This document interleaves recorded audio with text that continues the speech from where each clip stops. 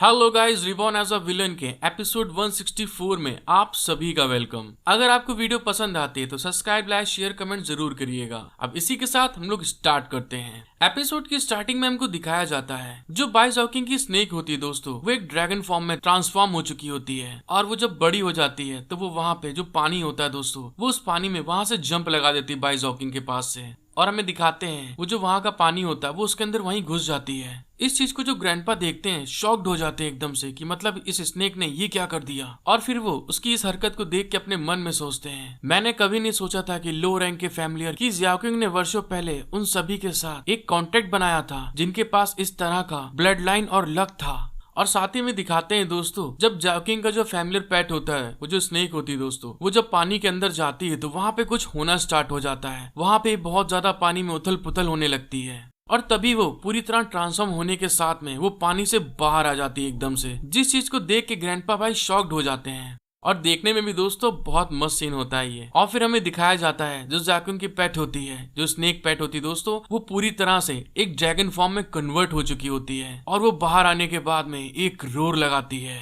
उसकी ये आवाज सुनने के बाद में जियाओकिंग जो कल्टीवेशन कर रही होती है एकदम से वो अपनी आंखें खोल लेती है। फिर जियाओकिंग वहाँ पे अपनी आंख खोलने के बाद में अपने मन में सोचती है पूरे जीवन का स्रोत सभी जीवित चीजों के साथ जुड़ा हुआ है। बस दोस्तों इतना कल्टीवेशन करने के बाद में बस का बलून थोड़ा बड़ा हो जाए, क्योंकि ये बहुत ऑड लगती है इसे। फिर वो कल्टीवेशन करते अपने मन में सोचती है जिसे हम लाइफ एनर्जी के पाथ के रूप में यूज करते हैं, और ये उसके अंगों को और हड्डियों को फिर से दोबारा बना देती है। और साथ ही दोस्तों में जियाओकिंग का कोर दिखाते हैं जो पिछले एपिसोड में ग्रैंडपा बाई बोल रहे थे कि कोर पे जोर बिल्कुल मत डालो। वो अपने कोर को फील करते हुए कहती है लकड़ी और पानी मिलकर व्यक्ति की क्यूआई स्पिरिचुअल पावर को फिर से सही कर देते हैं। और तभी हमको दिखाया जाता है दोस्तों जो जियाओकिंग का क्यूआई कोर होता है वो एकदम से वहाँ पे ट्रांसफॉर्म होने लगता है, दूसरा फॉर्म लेना स्टार्ट कर देता है। और हमें बताया जाता है वो जो कोर होता है high premium grade water would Z core बनने वाला होता है। और हमको पता चलता है बाइजॉकिंग जो कल्टीवेशन कर रही होती है वो उसका सक्सेसफुल हो जाता है दोस्तों। और तभी बाइजॉकिंग अपना एक हाथ उठाती है और एक वेव बना देती है।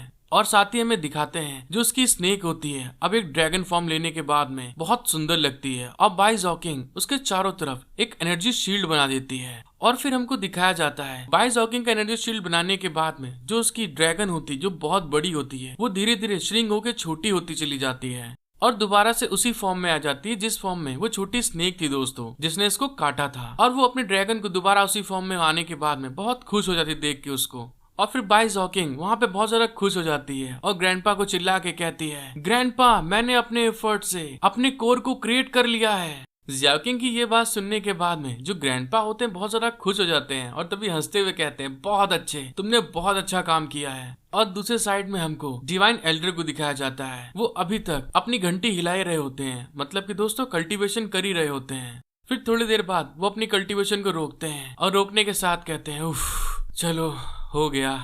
जब उनका कल्टीवेशन कंप्लीट होता है तभी दिखाते हैं हमको ग्रैंडपा भाई उनके पास में आते हैं, उनको हेल्प करते हैं उठने में और उनको धीरे से उठाते हुए उनसे कहते हैं तो अब आप बताइए आप कैसा महसूस कर रहे हैं मेरे पुराने दोस्त। ग्रैंडपा भाई की ये बात सुनने के बाद में डिवाइन एल्डर उससे कहते हैं अपनी सारी पावर को खोने के बावजूद जो मुझे चोट लगी वो तुरंत अब हील हो गई है। मुझे ऐसा लगता है कि ये हमारे लिए एक बहुत बड़ी ब्लेसिंग है। उनकी ये बात सुनने के बाद में ग्रैंडपा भाई उनसे कहते हैं आपको इस चीज के लिए वुजन की पिल और इस प्लेस में मेरे फिजिकल बॉडी को बदलने वाले स्पिरिचुअल क्यूआई के लिए थैंक यू। अब मैं एक कल्टीवेटर के रूप में लंबा जीवन बिता सकता हूँ। और ये कहने के साथ में वो ग्रैंडपा बाई के कांधे पे हाथ रख के उनसे कहते हैं आज से मैं पहाड़ों और जंगलों के बीच एक बहुत सुंदर जगह ढूंढूंगा, मैं अपने आखिरी वर्ष को इसी तरह बिताऊंगा। उनकी ये बात सुनने के बाद में जो ग्रैंडपा बाई होते हैं थोड़ा सैड हो जाते हैं। जब वो लोग आपस में बात कर ही रहे होते हैं तभी दिखाते हैं बाइजॉकिंग को वो इधर उधर कुछ ढूंढ रही होती है और तभी वो अपने ग्रैंडपा से कहती है ग्रैंडपा क्या आपने चैन वुजिन को देखा है। उसकी ये बात सुनने के बाद में ग्रैंडपा भाई थोड़ा शॉक्ड हो जाते हैं। फिर वो ऊपर की तरफ इशारा करके उससे कहते हैं जब मैं कल्टीवेशन कर रहा था तभी वो ऊपर की ओर गया था, ऐसा हो सकता है कि अभी भी वो ऊपर ही हो। और हमें दिखाते हैं जैसे उन्होंने ये बात बोली होती है वहाँ पे जो ऊपर दोस्तों बबल होता है बहुत बड़ा वो एकदम से ब्लास्ट हो जाता है, पुम।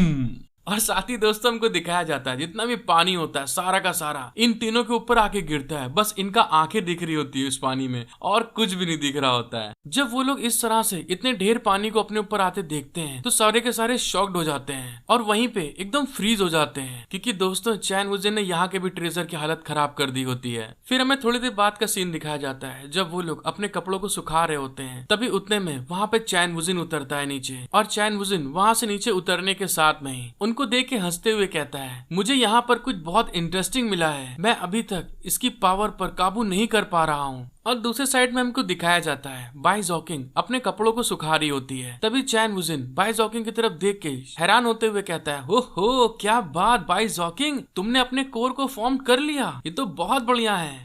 हेलो गाइस, अगर आपको वीडियो पसंद आई है तो सब्सक्राइब लाइक कमेंट जरूर करिएगा और इसी के साथ मिलते हैं हम लोग नेक्स्ट एपिसोड में। Thank you for watching my video, love you all.